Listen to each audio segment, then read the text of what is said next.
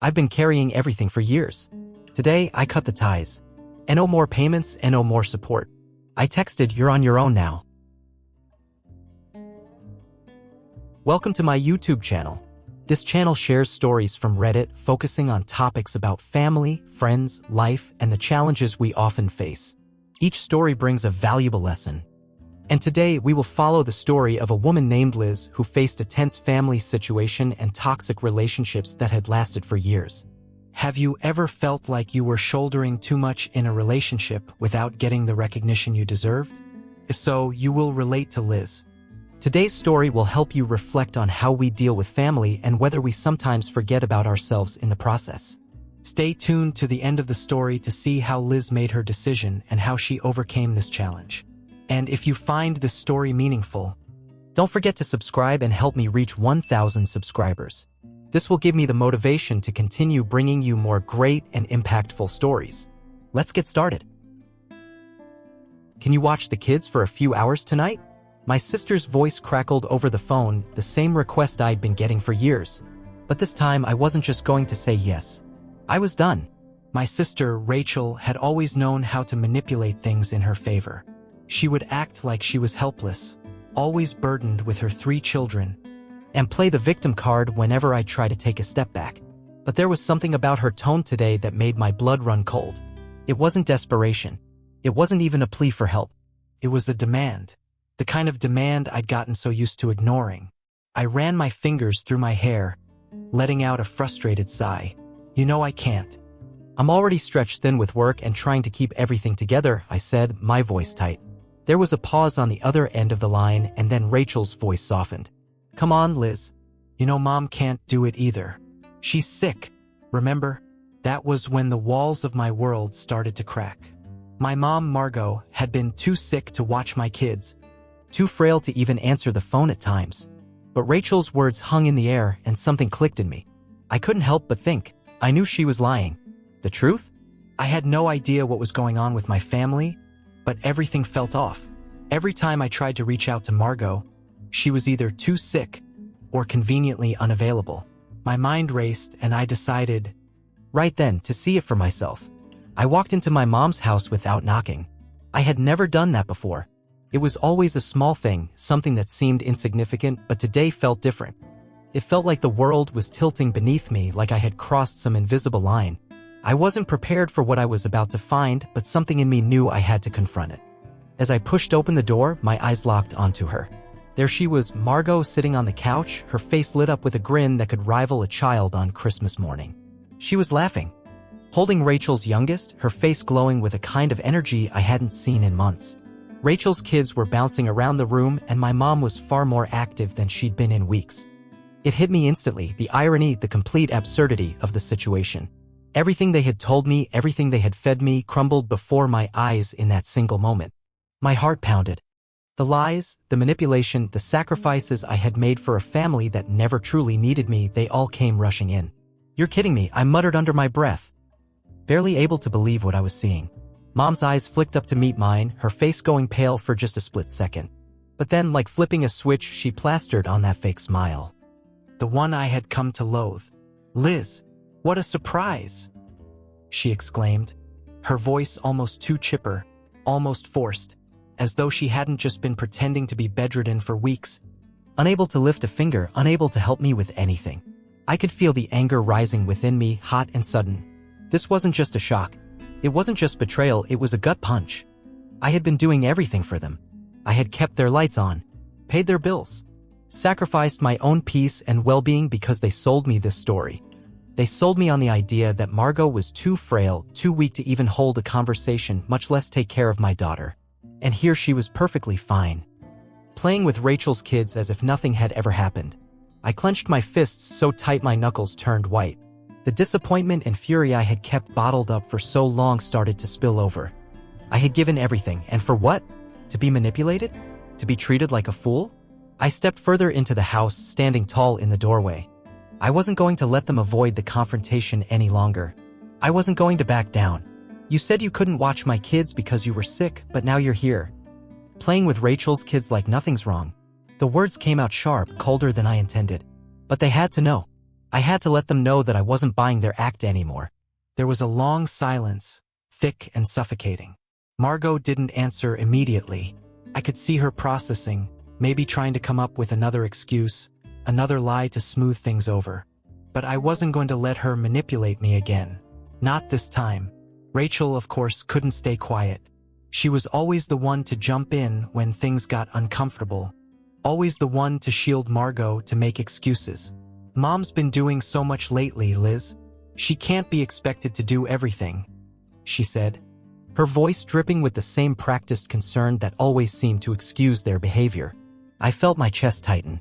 My head was buzzing with frustration, but I held my ground. I wasn't just going to let Rachel deflect. I wasn't going to let her keep enabling this. You're babysitting right now, Mom? And you can't even help me for a few hours? I saw Rachel's face freeze, her smile faltering for a second. She knew I was right. She knew that what I was saying was the truth, but she wasn't going to admit it. Instead, she tried to soften the blow, but it didn't work. Margot, ever the master of deflection, took a deep breath and started to explain herself. Liz, sweetie, it's different. Rachel needs help, and her kids are so much. They're a lot to handle. You have to understand that. I wanted to scream. My vision blurred as I processed her words. You have to understand that? Did she really just say that? After everything I had done? I had been the one cleaning up their mess, the one paying for everything, and she was going to sit there and tell me I should understand? Are you kidding me? The words slipped out before I could stop them. You're telling me that Rachel, who's always been able to take care of herself and her kids, needs you more than I do? Is that what you're really saying? The silence grew heavy. Margot's gaze dropped to the floor for a moment, and I saw something flicker in her eyes. Regret? Guilt? Or was it just annoyance that I was seeing through her? I couldn't tell, but I didn't care anymore. Just tell me, Mom, I continued, my voice steady despite the rush of emotions flooding through me. When did I stop being enough? When did I stop being your daughter and start being your ATM? Your personal caretaker? Rachel opened her mouth, but I cut her off before she could say anything. Don't even start, Rachel. You've always known. You've always known what was going on, and you just let it happen. I saw her flinch. It was just for a moment, but I saw it. And in that moment, something inside me snapped. I was done. I was done trying to hold it all together for them. Done pretending that everything was okay when all they ever did was take. I had been the one carrying the load for so long, and I was tired. Enough, I said, my voice barely above a whisper. The words were like a release, like a heavy weight lifting from my chest. I'm done. I'm done being the one who fixes everything. You can figure this out on your own. I turned and walked out, not looking back. I didn't need to see the looks on their faces. I didn't need to hear the apologies or the excuses. I knew the truth now, and I wasn't going to let them drag me back into their toxic game. Hey, are you finding the story interesting so far? If you are, make sure to subscribe to the channel so we can continue the adventure together. The best part is just ahead. The confrontation escalated quickly. My mom's face paled as she rubbed her temples, a gesture I knew all too well from the past. It was a sign one she had used countless times before. Every time she wanted to play the victim, every time she needed me to feel sorry for her. And there it was again, that worn-out act. But this time, there was no sympathy left in me. No patience. No understanding. The anger inside me grew like a pressure cooker, ready to explode. The years of frustration, the months of being lied to, and the constant feeling of being used, it all boiled over in that moment. Here's the thing, I said, my voice barely above a whisper, but it carried a weight that shook the air between us. I've been the one keeping your house afloat. I've been paying for everything, the rent, utilities, even your groceries. And you lied to me for months. You told me you were too sick to help, that you couldn't watch my daughter for a single night because you were too weak. But you're not sick, are you? You never were. The words tasted bitter coming out of my mouth. But they were the truth. The truth that I had buried deep down for far too long. The truth I could no longer ignore. I took a breath, trying to steady myself, but the words kept coming, faster now. More forceful. You didn't want to help me because you knew I was paying the bills. You knew I would just pick up the slack like I always do. You didn't want to be bothered with any of it, did you? My mom gasped, her hand freezing mid-rub. She looked at me wide-eyed, but there was no remorse in her gaze. Just that same defensiveness. She opened her mouth, her voice shaking with disbelief. "That's not true," she stammered, but I could see the cracks starting to form in her facade. Her lie was unraveling, and it wasn't going to hold up anymore. But it was too late. The dam had burst. And the flood of emotions and truths I had been holding in for years finally came crashing out. I wasn't just angry. I was devastated. I had trusted her. I had believed her when she told me she needed help. I had believed her when she said she was too ill to do anything. But now all those years of blind devotion, of sacrifice, of being the only one who ever stepped up, it all felt like a cruel joke. I stared at her for a long moment, trying to process everything, but it all felt like a blur. The truth was right there in front of me, but it wasn't a truth I was ready to accept. My mother had been using me. She had manipulated me into believing she needed help when in reality, she didn't want to lift a finger. She had let me carry the burden for her, let me keep her comfortable, let me keep everything running, while I sacrificed my own life, my own time, for a family that never cared enough to give back. The weight of the realization hit me hard. I wasn't just the backup plan anymore. I wasn't the safety net. I was the fool. "I can't take this anymore," I said, my voice now trembling with a mix of anger and disbelief. "I've been supporting this family for years, and all I get in return is lies and manipulation." I watched as my mom's face contorted with emotion, but not the kind I had hoped for. There was no apology, no understanding, just the same defensive posture she always took when things got tough. Rachel, who had been silently watching this entire exchange, finally spoke up. "Mom's been doing so much lately, Liz," she said, her voice dripping with that same familiar tone of annoyance. "She can't be expected to do everything. You know how hard it is on her." The words hung in the air like a bad smell. It was the same old excuse Rachel always pulled out when things got uncomfortable. "Mom's too tired. She's too weak. She can't help you. She's done enough." But I wasn't going to buy it this time. Not anymore. I turned my gaze to Rachel, my fury boiling over. "You're pathetic." "Rachel," I snapped, the words feeling sharper than I intended, but I didn't care. "You've let Mom coddle you like a little girl. And you eat it up because it's easier than taking responsibility for your own life. It's easier to let her do everything for you. Isn't it? Because then you don't have to face the consequences of your own actions." Rachel's face twisted in disbelief, but I didn't stop. I wasn't going to hold back anymore. I had been doing it all my life. Holding back my frustration, trying to keep the peace. But not anymore. Not today. "You've been taking the easy way out for years, Rachel. While I've been the one cleaning up your mess. While I've been the one keeping everything afloat. You've been playing the helpless victim, acting like you're drowning in responsibilities, but you've never had to face the truth. You've never had to face the fact that you've let Mom control everything. And I've been the one paying for it." I could feel my heart pounding in my chest as I spoke, each word coming out like a release. It wasn't just about the money. It wasn't just about the bills. It was about the years of emotional neglect. The years of feeling like I was invisible. The years of being used and never appreciated. Rachel tried to respond, but I could see it in her eyes. She knew. She knew I was right, and there was no coming back from this.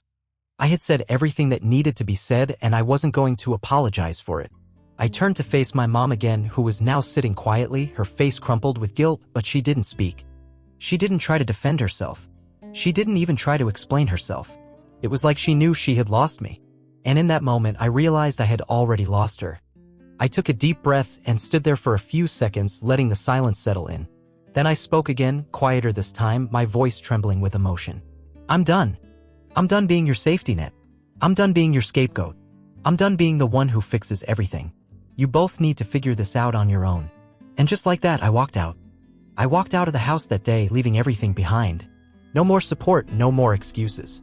No more bending over backward to make them happy, no more fixing their problems. I had given my all. And in the end, it was never enough. It felt like I was shedding an old skin, something that had clung to me for far too long. It was hard to believe that I was finally doing it. But as I closed the door behind me, I felt an overwhelming sense of freedom, as if a weight I hadn't even realized I was carrying had been lifted off my shoulders. I stood outside for a moment, my mind spinning. The world felt different now, quieter, less complicated.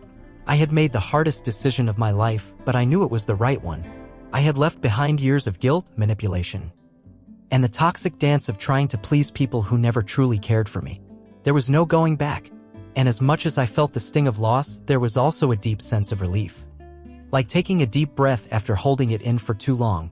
I got into my car, my hands shaking slightly on the wheel. The drive home was surreal, the streets looking almost unfamiliar. Like I was seeing everything through new eyes. The sun was setting, casting a golden hue over the city, but it didn't feel warm. It felt like a promise of something new, a fresh start. But even with that promise, there was still a nagging feeling in the pit of my stomach. I couldn't help but wonder if I had made a mistake. The doubt lingered, but I pushed it aside. When I finally pulled into the driveway, I took a deep breath and stepped out of the car. As I walked into the house, I saw Alex waiting for me in the kitchen. He looked up from his phone, his expression immediately softening when he saw the look on my face. He knew. He always knew. "I'm done," I said quietly, the words barely escaping my lips. But once I said them, I felt a surge of emotion well up in me. It wasn't just the relief of cutting ties with my family. It was the weight of years of resentment, of feeling invisible, of being the one who was always expected to sacrifice. The tears came before I could stop them, and Alex pulled me into his arms without a word. I let myself cry. Not just for the end of that chapter with my family, but for everything I had lost in the process. I had been the one who always put them first. I had sacrificed so much of myself to make sure they were okay. But no one had ever asked me what I needed. No one had ever cared enough to check in on me. They had used me, and I had let them. "It's okay," Alex whispered, his voice a steady comfort in the storm of emotions crashing over me. "You've done the right thing, Liz. You've been carrying this weight for far too long." We talked for hours that night. We didn't rush through the conversation, didn't try to brush aside the pain I was feeling. Alex listened to me, really listened, and for the first time in what felt like forever, I felt heard. He didn't judge me. He didn't try to fix everything for me. He just let me talk, let me release all the anger, frustration, and sadness that had built up over the years. "You've done more than enough for them," Alex said, his voice steady and sure. "It's time to take care of you now." The next day, I woke up with a new clarity. The house felt different, quieter, but in a peaceful way.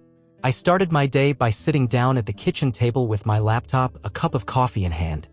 I logged into my bank account and canceled every payment I had been making for my family. The rent, the utilities, the grocery deliveries, every single one. It felt like taking back a piece of myself that I had given away for far too long. When I was done, I sat back and took a deep breath. The weight was lighter now. I wasn't responsible for them anymore. I wasn't the one who had to make sure they were okay. For the first time in years, I was only responsible for myself and for Alex and for our little family. Then I did it. I sent that final message.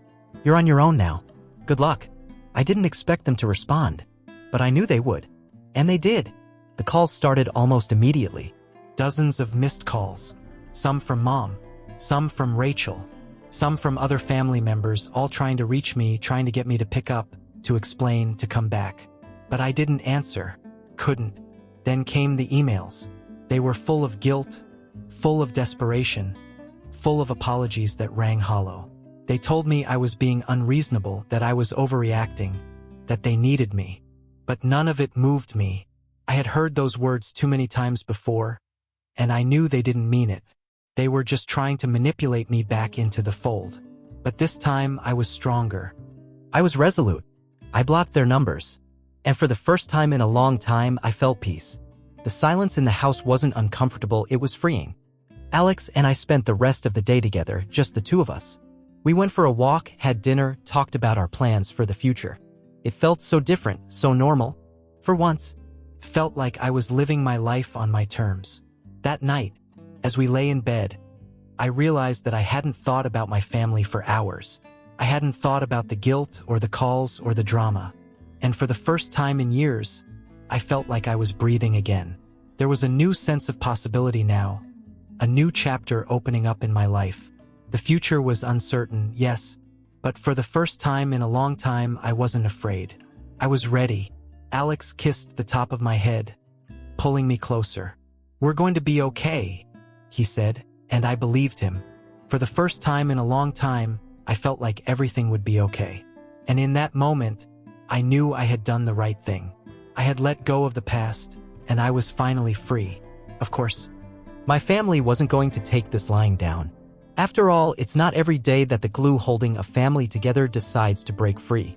The backlash started before I even had a chance to fully process my decision. They made a public spectacle of it as if to validate their version of the story, to turn the tables and paint me as the villain. Margot posted a tearful update on Facebook about how I had abandoned her sick mother, and how I was the one who had turned my back on family when they needed me most.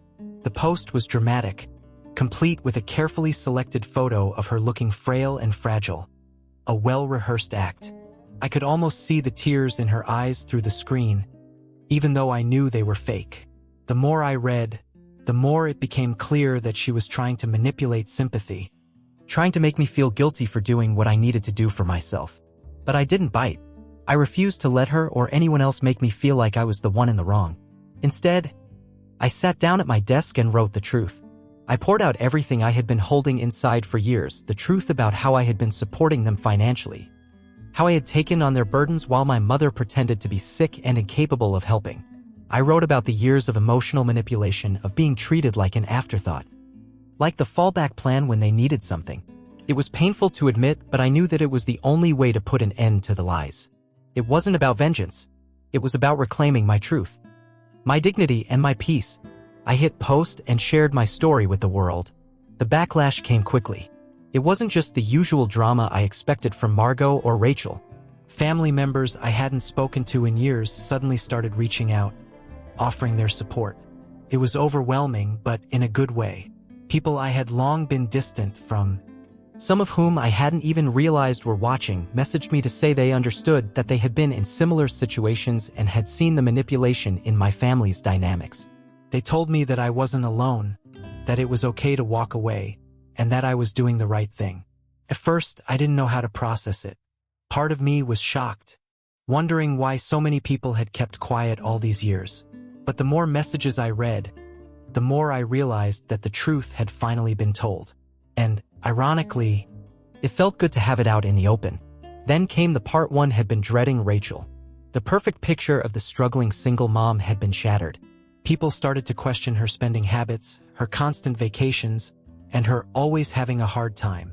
It was as if a switch had flipped, and her carefully crafted image of the overwhelmed, underpaid single mother started to crumble under the weight of truth.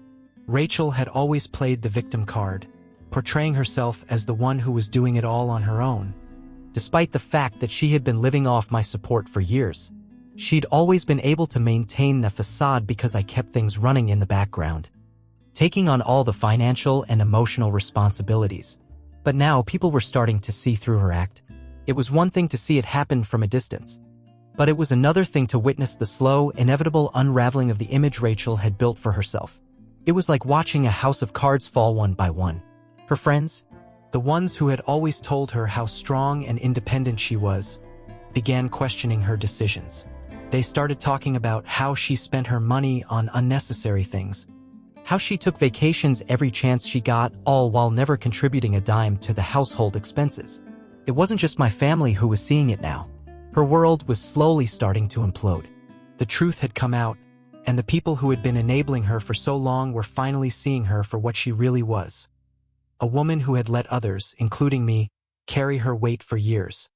I couldn't help but feel a strange sense of satisfaction watching the walls of Rachel's world crumble, even though I knew it wasn't the solution to my problems. It was still bittersweet. In some ways, I had always wished she would snap out of it, take responsibility, and contribute. But instead, I had spent years enabling her, thinking that somehow she would change. And now, it was clear that she was only capable of maintaining that role as long as I was there to prop her up. But that wasn't my problem anymore. I let out a slow breath, feeling the weight of what had just happened wash over me. The phone calls and messages kept coming, some from people offering support, some from people who were simply shocked at the truth. Some were from friends, but there were others from family members who had been silent for years, people who never once reached out when I needed them most. It felt odd to hear from them now, after I had made my decision, but at the same time it also felt validating. They knew what had been happening. They knew I wasn't crazy. I picked up the phone, not to respond to their messages, but to send one final message to my family. You're on your own now. Good luck. The weight I had been carrying for years had been lifted. And for the first time in a long time, I felt like I could finally breathe again. And yet, as the dust began to settle, there was still a small part of me, just a small part, that questioned whether I had done the right thing. I could still hear the echoes of my family's words in my head. I could still see Margot's sad face and Rachel's tears, and I wondered if I was being too harsh, too unforgiving. But then I remembered the years of my own pain. The countless times I had sacrificed my own happiness for them, and I knew that this was my time to live for myself. For the first time in years, I was free. A few months had passed since I had walked away, and though time had softened some of the sharp edges of the pain, it still lingered in the back of my mind like an old bruise. It was strange, really, how life seemed to carry on despite the weight of everything that had happened. My decision had been the hardest one I'd ever made, but now that I was on the other side of it, I couldn't help but feel a sense of quiet pride. I had done what I had to do, even if it had been at the cost of losing my family. But a few months later, my parents came knocking. I had expected this. I had known, deep down, that this wasn't the end. Families don't just let go of each other that easily, especially not the way mine was. They always came back. In one way or another, like a constant pull that tried to drag me back into the storm I had so desperately tried to escape. It wasn't like I hadn't thought about them or felt pangs of guilt from time to time, but I had made my peace with my decision. I had to. When I opened the door, there he was, my father. He looked older, worn down by the years of living in my mother's shadow. His face was etched with the lines of regret and exhaustion. His shoulders seemed slumped, as if the weight of all the years of silence had finally caught up to him. He had always been a man of few words, a man who let my mother dictate everything, who avoided conflict and let her take control. But there, standing in front of me, he seemed different, vulnerable, raw, almost unrecognizable.